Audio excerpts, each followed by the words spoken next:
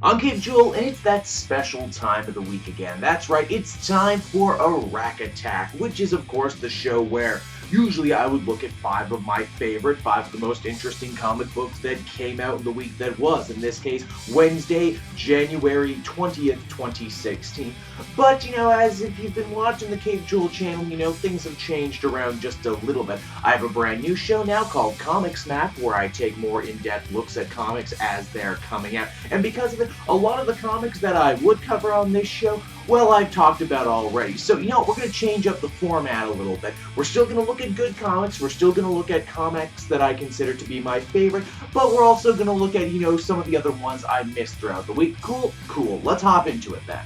Starting off the Rack Attack right this week, we have a favorite of mine and I hope of yours too. It's Secret 6 issue number 10. Now, if you've been following the book as I have, you'll know that recently the story has taken a Lovecraftian Cthulhu sort of turn. The Six have been traveling all around the DC universe destroying magical pillars that hold back evil Lovecraftian monsters. They're doing all this to try and save the life of their friend Black Alice, who is dying right now and absorbing way too much magic from all the other magical characters in the DC universe, which is causing trouble for everybody everywhere. Their mission to take out the last pillar takes them all the way to Metropolis, which of course leads to a showdown with everybody's big blue Boy Scout, Superman. The crazy thing is that the Secret Six are such unorthodox fighters, they actually managed to get the best of Superman in a fight. This was another great issue filled with crazy action, off-the-wall characters, and a ton of awesome cameos. Of course, I might complain a little bit that the whole problem with the evil Cthulhu monsters coming to destroy Earth, yeah, they kind of wrapped that up a little too quickly for my taste, but that's not to say some of it won't come back down the line. Next up on the attack, we have Hercules issue number 3, and man does this series continue to offer pleasant surprise after pleasant surprise. As we join the comic, Herc is duking it out with a bunch of centaurs in Central Park, who he manages to turn the tide on by using a frickin' machine gun. Only, as we soon discover, the centaurs aren't actually bad guys, they're just freaking out over the whole rising storm thing, same as our hero.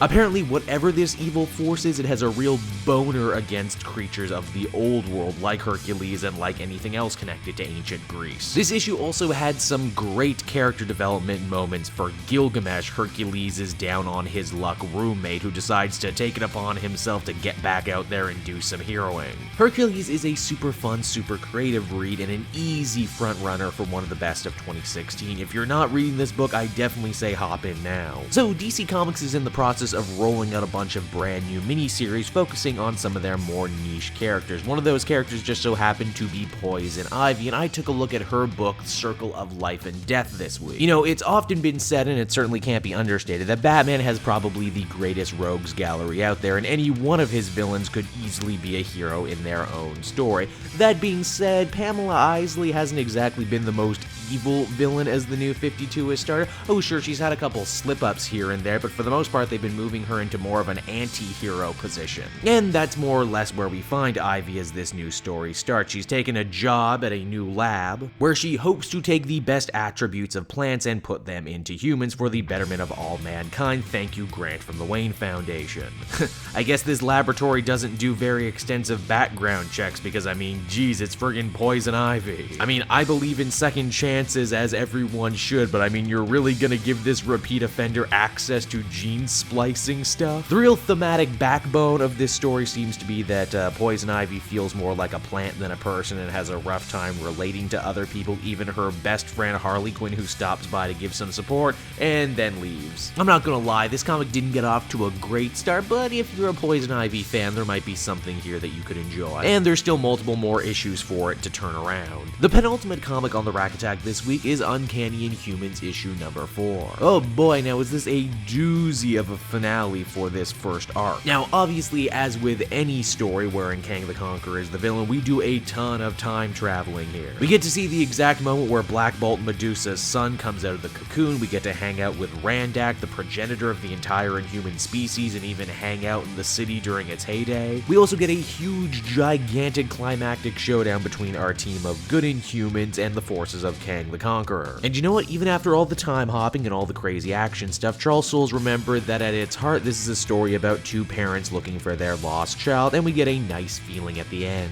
And lastly, on the Rack Attack this week, we have Robin, Son of Batman, issue number 8. Now, some of you may have been lucky enough, or unlucky depending on how you look at it, to hear my 7-minute long verbal beating for the finale of Robin War. Well, this is the Fallout issue. And I guess call me overly optimistic, but I actually did think they might be able to do something interesting here. I mean, Damian turned against his entire family, and then we found out that he actually had a subdermal bomb planted in him. A bomb he doesn't know anything about, in which the Court of Owls is now using as leverage against his friend Dick Grayson. So what did this Fallout issue do?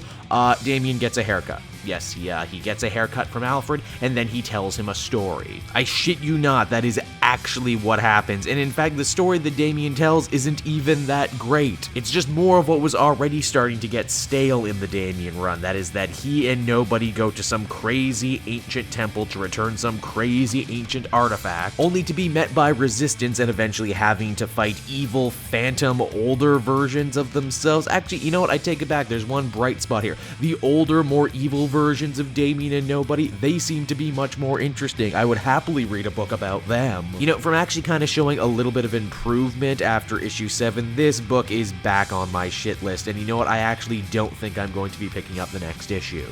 Well, that will just about do it for another all-new, all-different episode of the Rack Attack. I hope you liked the show. Down in the comment section below, as always, I want you to sound off. Tell me, what were your favorite comics of the week? What are the comics you're looking forward into the coming week? And what are some books you hope to see me cover in the future? As always, thank you so much for showing your support to the show and the channel. It means a lot to me, especially in the last little while as things have started to change a bit. I hope to continue to bring you so much more great content in 2016, so be sure to join me next time, won't you? And until then, everybody, keep Joel. Hey everyone, thanks so much for watching my newest video. I hope you enjoyed it, and I hope you'll feel like checking out some more videos I have on offer here at Cape Joel.